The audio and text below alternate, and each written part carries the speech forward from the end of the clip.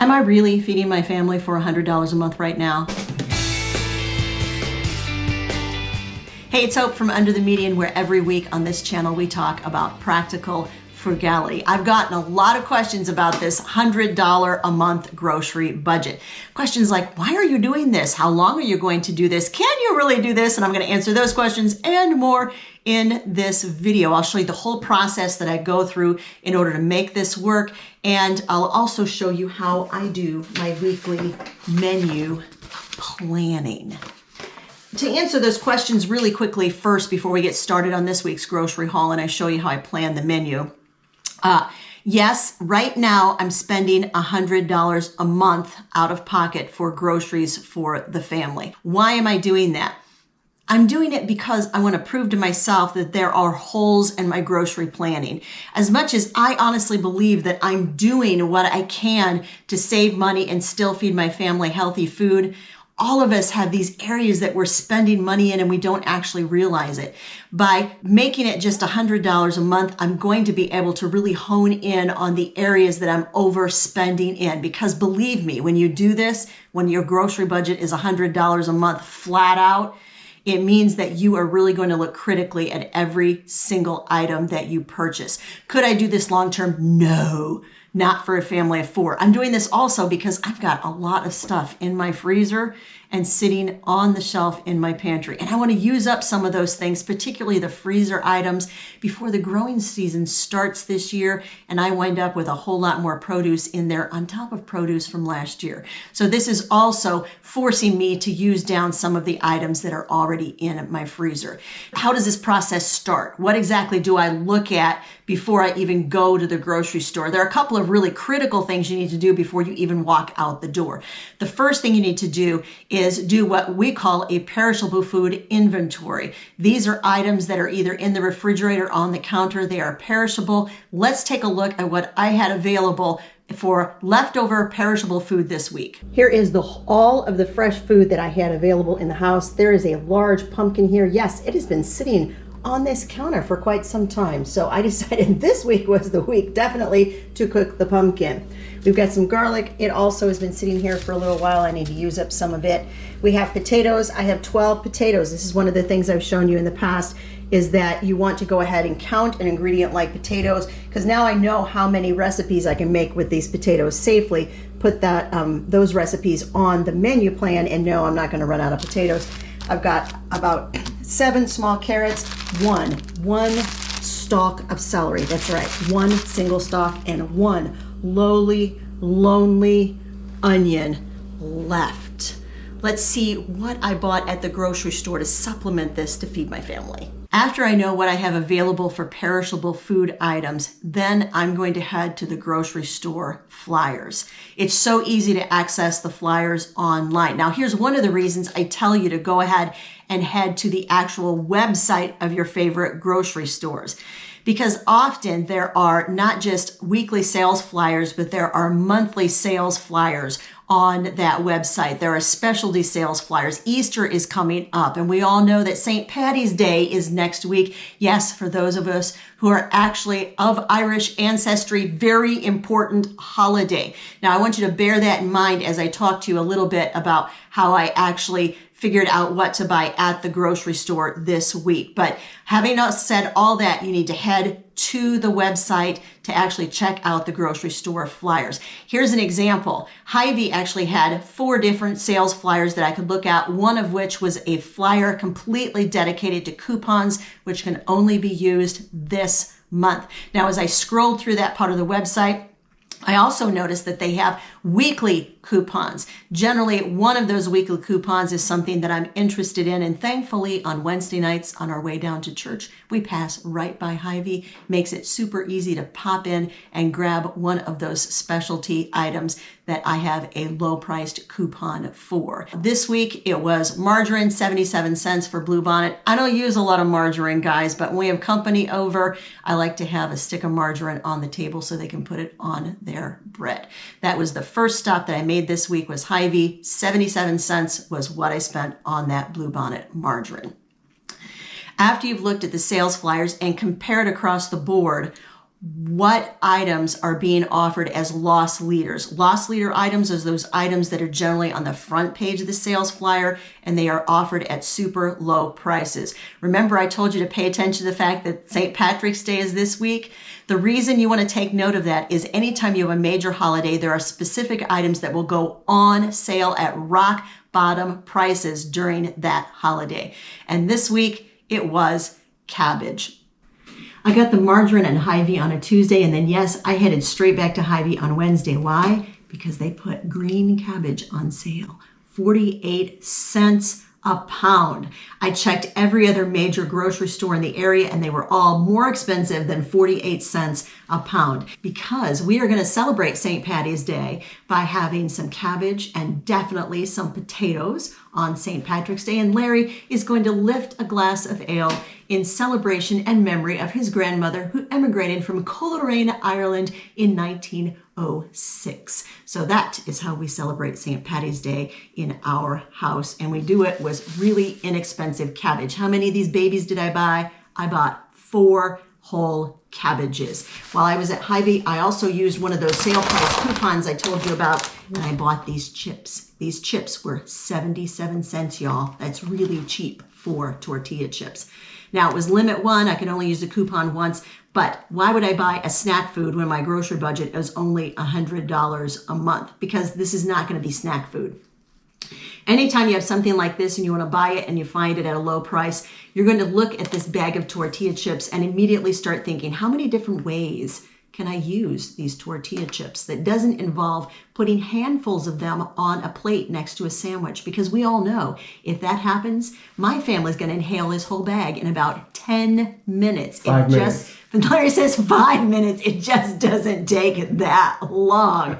But if I'm going to use these to top some taco salad, then it's going to go a lot farther. I can use this whole bag for 2 different main dishes this week. I had already decided that I would take my grocery budget of $100 and roughly cut it in half. I wasn't doing any grocery shopping until the 8th of March, which meant that I'd already gotten through an entire week utilizing what I had bought in January and February. How much did I spend, by the way, in January and February? Well, in January, I spent a little bit over $80. I spent $82 specifically. And then in February, I spent $71. And that is all I spent at the grocery store for each of the first 2 months of the year. So we've been to Hy-Vee. We've been there twice, and now we are headed to Kroger. Kroger generally has a lot of really great opportunities to save money. Look for those items once again on the front page of the sales flyer. These mandarin oranges, $2.99 for 3 pounds. I bought 1, 2. There's a third one over there somewhere. And this, oh, here's number 3. And this, yeah, this was number 4. This is what happens, guys, when you have teenagers in the house. Yeah, it's gone already. Next on the list, remember I was down to 1 yellow onion. I was looking for a sale on yellow onions. 3 pounds, 99 cents. I bought 1, 2, 3, 4, 5. Yes, I really bought 15 pounds of yellow onions. That's the next tip I'm going to give you. It was limit 5. I bought 5. Now, whenever you're buying something that is perishable, you have to have a plan for what you're going to do. Thankfully, yellow onions will sit on the counter and they'll be fine for at least a month. But what am I going to do with all of those yellow onions? It's so easy to chop those onions, put them in a single layer on a baking sheet, which has been lined with a silicone liner. Freeze them flat in the freezer until they're completely frozen. Then just take them off the silicone liner, put them into a Ziploc bag, label the Ziploc bag, date it, and I am going to be eating, guys, yellow onions for a very long time that I got for about 32 cents a pound. The other area you always want to look at when you walk into a Kroger store are the red bags. Always ask someone in that department when they do their markdowns. In fact, we actually did like a whole program on insider tips on how to save money on markdowns at your grocery store. I'll make sure that that video is linked up above and also in the description of this video. I found these beautiful apples anything in the red bag. So in case you've never shopped red bags, you get the whole bag for 99 cents. We have 1 red bag of apples, 2 red bags of apples, and look at these beautiful big ones. I don't even know what these are. These are called sugar bee apples. Ooh. I know, I have never tried them. They look like galas, and that's kind of why I was attracted to them, because I really like galas, but they're huge. They look good. There are 3 of those in there. I got 3 bags of those, and I also scored these. These are beautiful little yellow summer squash. There are 1, 2, 3, 5 of them in here. Once again, whenever you score something like this, immediately I start thinking about what am I going to do with it? Because the worst thing in the world is to go to the grocery store and start just arbitrarily buying things without thinking, what am I going to do with this when I get home? Because if that happens, you wind up with all this produce and it gets slimy and gray or brown, or you wind up throwing it out, in short, in a few days. But it's not because you didn't have good intentions at the grocery store. It's because you just didn't figure out what to do with it after you got it back home. Now, in this case, I'm going to slice these real thin, and I'm going to put them with some other vegetables, probably some onion, some garlic, and maybe a little bit of carrot for color. I'm going to saute them, and I'm going to make a little sauce to go over the top of them, and then I'm going to serve it either over pasta or over rice. And these 5 squash, when you prepare them that way, they're going to last us for 2 evening meals. That Kroger run, $20.87, and we went one more place. We went to Aldi. Before I walk out the door to go to the grocery store, I consult what we call our grocery needs list. This is not the grocery list that you take to the grocery store. This is a list that you keep on your refrigerator, and whenever you walk into your pantry or go to your refrigerator or go to your freezer and you take the next to last item of that kind off of the shelf, you put it on that list. So in other words, you've got one more of whatever that is sitting on the shelf of your pantry. Well, I've been looking for these items to go on sale. I haven't found them, so I went ahead and bought the items that were on our grocery needs list. That included a bottle of barbecue sauce, salsa, because I ask you, what is life without salsa? Pickles, same reason as the salsa, guys. Half gallon of almond milk. This lasts us for a long time. Saltine crackers, cheapest saltine crackers probably on the face of the planet, Aldi. 2 pounds of carrots. They were $1.49 this week. They were one of the Aldi savers. Normally they're $1.69. So I went ahead and I bought 3 packages of the carrots, and I bought a celery.